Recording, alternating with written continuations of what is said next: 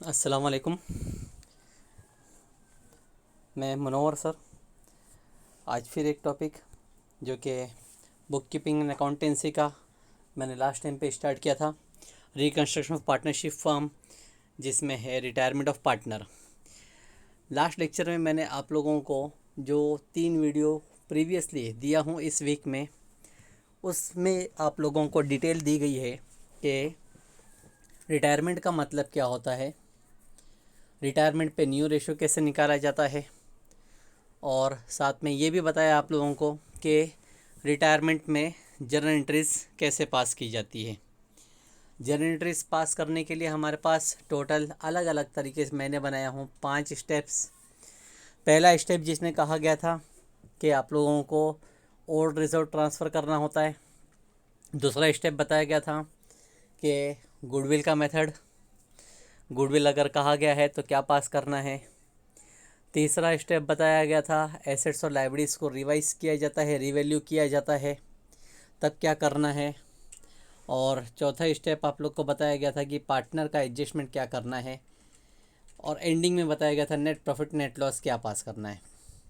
ठीक है, अब आज से मैं डायरेक्टली क्वेश्चन और उसका सॉल्यूशन स्टार्ट करता हूँ।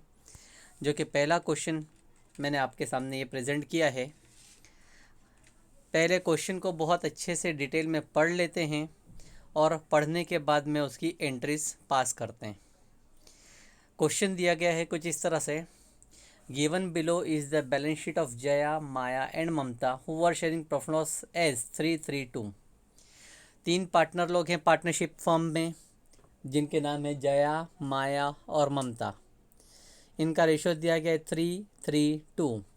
Means first partner will share 3 ratio, second partner share is 3 and third partner share is 2. Total will be 3 plus 3 plus 2 will be 8. In short ऐसा कहा जा सकता है कि पहले पार्टनर को 3 हिस्सा, सेकंड पार्टनर को भी 3 हिस्सा और तीसरे पार्टनर को 2 हिस्सा मिलेगा। टोटल हिस्से बनेंगे एडअप करके 3 plus 3 plus 2 8। यानी प्रॉफिट हो या लॉस हो, पुराना प्रॉफिट हो, गुडविल हो, हर एक चीज़ इसी रेशो में बटेगी 3:3:2 में। अब बैलेंस शीट में तुमको लाइबिलिटी साइड और एसेट साइड दिया है। लाइबिलिटी साइड में है क्रेडिटर्स, बिल पेएबल, दोनों का अमाउंट है। कैपिटल दिया है जया, माया, ममता, और एक नाम है जनरल रिजर्व। एसेट साइड में है bank balance, plant and machinery, debtors, live stock, equipment और इन्वेस्टमेंट।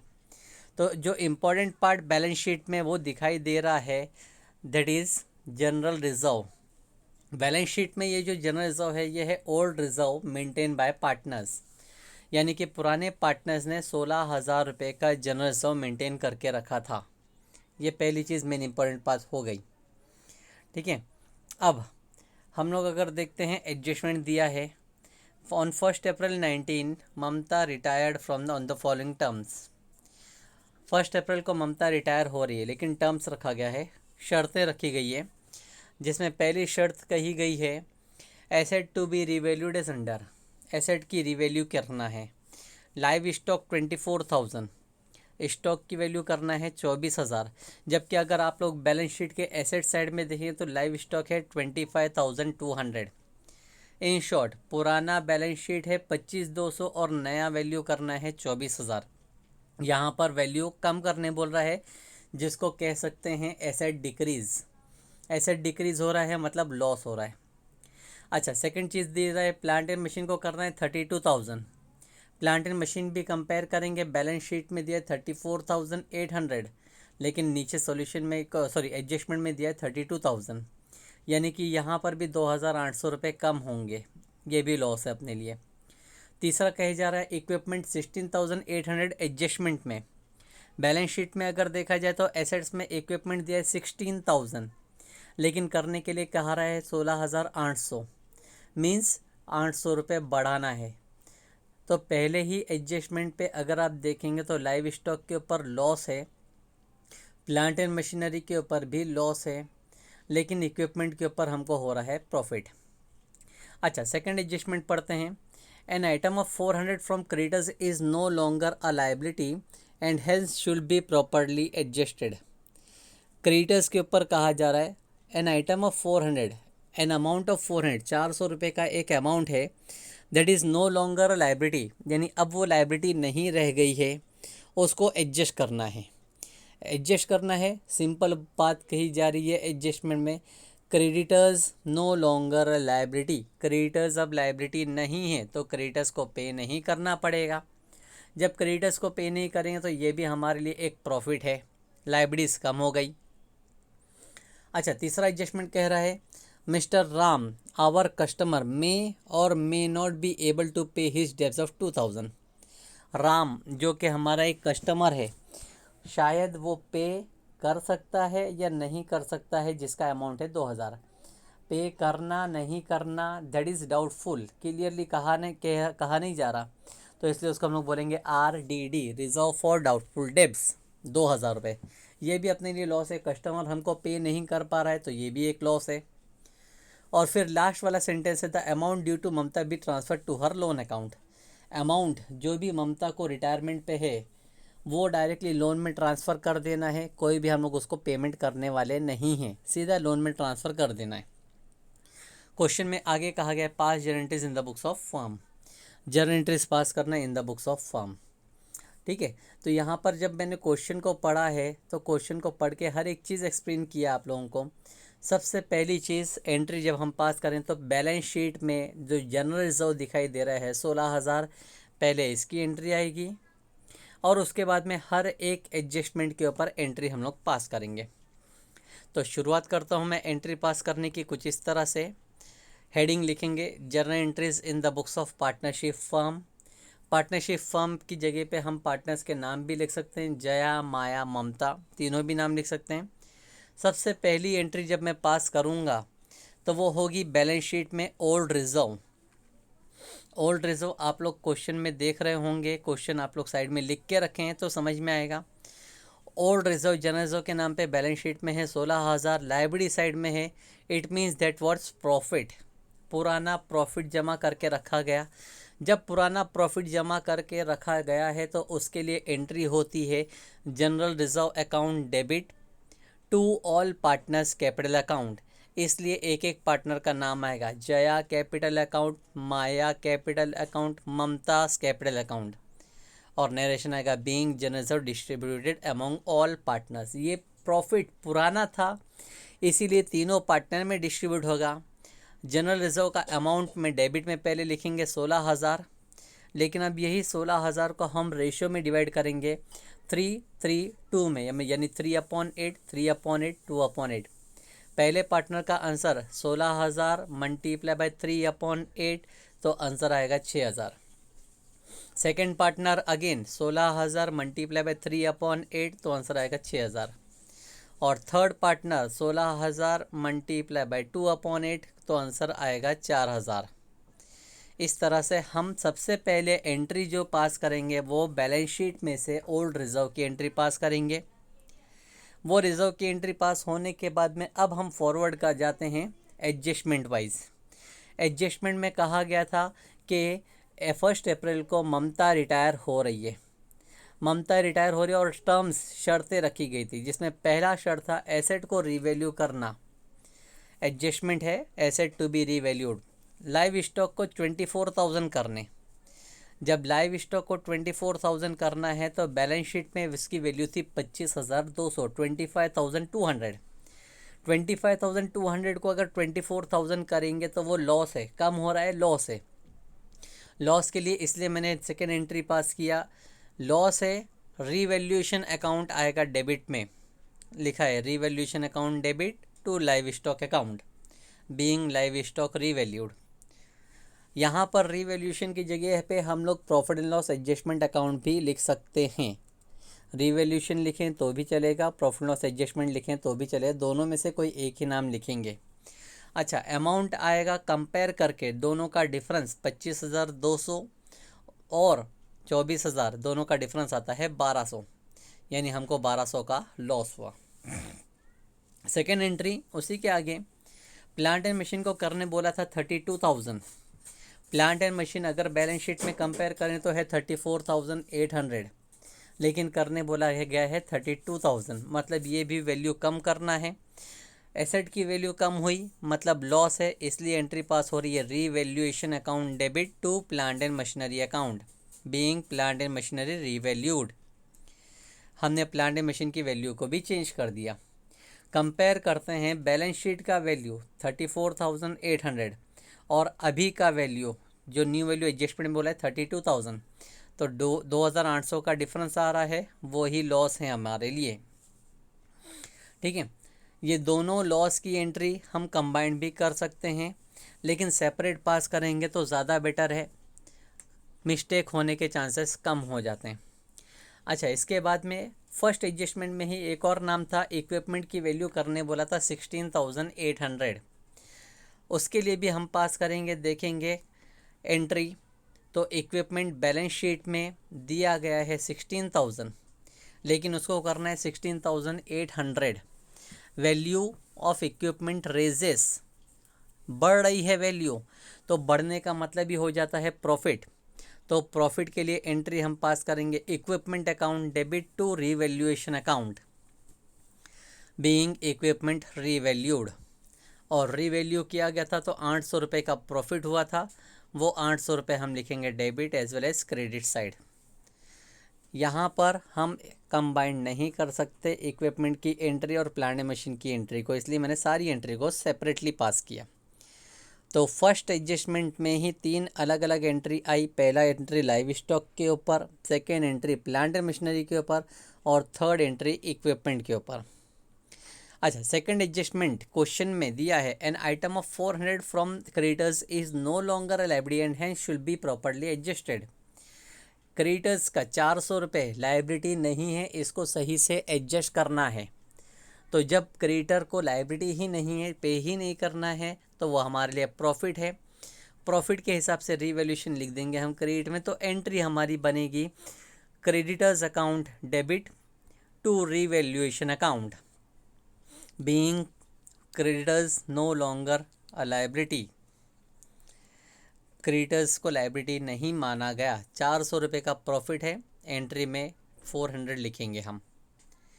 इसके बाद में कहा गया था third adjustment, Ram our customer may और may not be able to pay his debts of 2,000। Ram हो सकता है पे करे या ना पे करे, कोई डाउटफुल यानी क्लियर नहीं है, डाउट है, तो ये भी हमारे लिए एक तरह का लॉस है। लॉस के लिए एंट्री पास करेंगे revaluation account debit to RDD. RDD की जगह पे डेटर्स भी लिख सकते हैं और अमाउंट लिखा जाएगा 2,000 being RDD provided on debtors that is Ram. ठीक है, और अमाउंट 2,000 जो वो पे नहीं कर सकता, वो अपने लिए एक तरह का लॉस है। अभी तक हमने जितनी भी एंट्री पास करे सब एडजस्टमेंट 1 2 3 हो गया पूरा कंप्लीट। लास्ट वाला एडजस्टमेंट जो है वो है fourth, the amount due to Mamta be transfer to her loan account. अब ममता का जो भी अमाउंट था वो लोन में ट्रांसफ़र करना है। अब लोन में ट्रांसफ़र करने से पहले हम लोगों को ये कैलकुलेट करना होगा कि अभी हमने एसेट और लायबिलिटीज़ की वैल्यू चेंज की है, 5 चीज़ों की। लाइव स्टॉक चेंज हुआ, प्लांट एंड मशीन चेंज हुआ, इक्विपमेंट चेंज हुआ, क्रेडिटर्स चेंज हुआ, आरडीडी चेंज हुआ यानी डेटर्स चेंज हुआ, तो प्रॉफिट भी हुआ है और लॉस भी हुआ है। तो हम पहले कैलकुलेट करेंगे, वो होगा नेट प्रॉफिट या नेट लॉस। वो नेट प्रॉफिट नेट लॉस करने के लिए मैं एक रफ वर्क करूँगा यहाँ पर। रफ वर्क नंबर 1 पहले बताऊँगा, रीवैल्यूएशन अकाउंट हर एंट्री का टोटल करूँगा। रीवैल्यूएशन अकाउंट ऐसी एंट्री जहाँ डेबिट दिखाई दे रहा है, वो सारी एंट्री का टोटल किया है मैंने, तो टोटल हुआ है डेबिट का 6,000। याद से सिर्फ ऐसा अमाउंट ही कैलकुलेट करो जहाँ रीवैल्यूएशन का नाम डेबिट साइड दिखाई दे। क्रेडिट साइड का फिर अलग से लिखा हूँ कि ऐसी एंट्री जहाँ रीवैल्यूएशन अकाउंट क्रेडिट है, तो टोटल करूँगा तो होगा मेरा 1,200। कैसे 6,000 और 1,200 हो रहा है वो भी आप लोग को मैं बता देता हूँ। पहला, लाइव स्टॉक में 1,200 रुपये का लॉस हुआ था हमारा, डेबिट में था रिवॉल्यूशन नाम। प्लांट एंड मशीन में 2,800 का लॉस हुआ था, डेबिट में था नाम, यानी 1,200 प्लस 2,800। और राम यानी डेटर्स में भी 2,000 का लॉस हुआ था, तो वो 2,000, वो 1,200, 2,800 और 2,000 मिला के टोटल 6,000 होता है डेबिट। और वैसे ही क्रेडिट में जब देखेंगे तो दो जगह पे प्रॉफिट हुआ था, एक इक्विपमेंट पे हुआ था 800 रुपये का और एक क्रेडिटर्स पे हुआ था 400, तो टोटल क्रेडिट होता है 1200। ठीक है, जब मैं टोटल निकालूं डिफरेंस, डेबिट यानी लॉस मुझे 6000 का हो चुका है और प्रॉफिट मुझे सिर्फ 1200 रुपये का हुआ था, तो नेट मुझे लॉस आएगा 4800 का। तो ये नेट लॉस की पहले मुझे एक एंट्री पास करनी पड़ेगी, वो एंट्री होगी नेट लॉस के लिए all partners capital account debit to revaluation account. इसलिए हर एक पार्टनर का नाम लिखा जाएगा, Jaya capital account debit, Maya capital account debit, Mamta capital account debit to revaluation account. यहाँ नाम पे के साथ में नरेशन भी लिखेंगे, being loss on revaluation distributed to all partners. पहले मैं रिवैल्यूएशन का अमाउंट लिखूँगा जो कि है 4800 का लॉस। अब ये लॉस को रेशियो में डिवाइड करेंगे, 4800 इंटू 3 डिवाइड बाय 8, तो पहले पार्टनर का शेयर होता है 1800। Again 4800 into 3 divide by 8, answer होता है 1800। तीसरे पार्टनर का शेयर 4800 मल्टीप्लाई बाय 2/8, तो आंसर होता है 1200। इस तरह से जो हमको लॉस हुआ था वो लॉस हमने सारे पार्टनर में डिस्ट्रीब्यूट कर दिए। ये लॉस होने के बाद में हम पास करेंगे लास्ट एंट्री जो कि है लोन की। एडजस्टमेंट कहा गया था कि ममता का कैपिटल अकाउंट ट्रांसफ़र कर देना है लोन में, तो अब हम वो एंट्री पास करेंगे, लेकिन उसके लिए भी एक वर्किंग नोट किया है ममता के नाम के लिए, ममता अकाउंट। अब ममता अकाउंट भी सेम वैसे ही चेक करेंगे, डेबिट साइड कितना नाम दिखाई दिया, क्रेडिट साइड कितना नाम दिखाई दिया। तो एंट्री वाइज अगर आप देखोगे तो स्टार्टिंग से लेके एंट्री नंबर 1 2 3 4 5 6 7 एंट्रीज तक, सारी एंट्री में सिर्फ एक ही जगह ममता का नाम डेबिट में दिखाई दे रहा है और वो है एंट्री नंबर 7। उस एंट्री में डेबिट में है 1200, सिर्फ लॉस हुआ था 1200 रुपये उसका हिस्सा, तो यहाँ पे डेबिट में मैंने लिख दिया है 1200 रुपये। ठीक है, अब क्रेडिट में अगर हम देखेंगे तो क्रेडिट में ममता का नाम एंट्री में सिर्फ एक ही जगह पर आया था। ठीक है, कहाँ पर आया था वो, एंट्री नंबर 1 जो कि जनरल रिजर्व डिस्ट्रीब्यूट किए गए थे, उसमें अमाउंट उसको शेयर मिला था 4000 का, 4000। लेकिन बैलेंस शीट में से हमको एक और अमाउंट कैपिटल का एडअप करना है, ज़रूरी है ये कि कैपिटल भी तो रिटायरिंग पार्टनर को देना पड़ेगा। कैपिटल का अमाउंट बैलेंस शीट में अगर आप देखोगे तो है 36,000। ये 36,000 का अमाउंट प्लस 4,000 का रिजर्व, 36 प्लस 4 होता है 40, इसलिए मैंने क्रेडिट में लिखा है 40,000। ठीक है, अब डिफरेंस अगर मैं निकालूं कि डेबिट में 1200, क्रेडिट में 40,000, यानी रिसीव उसने 1200 रुपये का लॉस किया है और क्रेडिट में जो उसने दे चुकी है, रिजर्व का अमाउंट जमा कर चुकी है, कैपिटल का जमा कर चुकी है 40,000, तो डिफरेंस आता है 38,800, यानी पार्टनरशिप में से अभी हमको उसको 38,800 देना है। ये अमाउंट हम दे नहीं रहे हैं, this is transfer to loan. जब हम ये अमाउंट को लोन में ट्रांसफ़र करेंगे तो लोन के लिए एक एंट्री अलग से आएगी, वो होगी Mamta capital account debit to Mamta loan account, being balance amount of Mamta transfer to her loan account. जो भी लोन अमाउंट था 38,800 वो हमने लोन में ट्रांसफ़र कर दिया। ठीक है, मेन एंट्री पास करना है, एंट्री याद करेंगे पहले, उसके बाद में एंट्री पास होगी। एंट्री पास करने के स्टेप्स क्लियर कट याद रखें आप लोग कि सबसे पहले हम लोगों को बैलेंस शीट में जो रिज़र्व दिखाई दे उसकी एंट्री पास करना है, और फिर उसके बाद में जो एडजस्टमेंट है एक एक एडजस्टमेंट को पढ़ के profit loss goodwill transfer to loan सब की एंट्री पास करना है इंडिविजुअली। ठीक है, ये पूरा सॉल्यूशन मैंने कंप्लीट कर दिया। एट द एंड मैं आप लोगों को ये बोलूँगा कि सॉल्यूशन करने से पहले जो इमेज क्वेश्चन का मैंने आप लोगों को दिया था वो इमेज पहले आप क्वेश्चन नोटबुक में लिख लें। क्वेश्चन लिखने के बाद में हर एक एंट्री का एक्सप्लेनेशन के साथ में क्वेश्चन में देख देख के करते जाएं, क्योंकि बगैर क्वेश्चन के सॉल्यूशन समझ में नहीं आएगा। क्वेश्चन पहले कॉपी कर लें और उसके बाद में एक एक करके एंट्री को लिखते जाएं, सॉल्व करते जाएं। ठीक है, नेक्स्ट वीडियो में आपको एक और क्वेश्चन का एक्सप्लेन किया जाएगा। Thank you.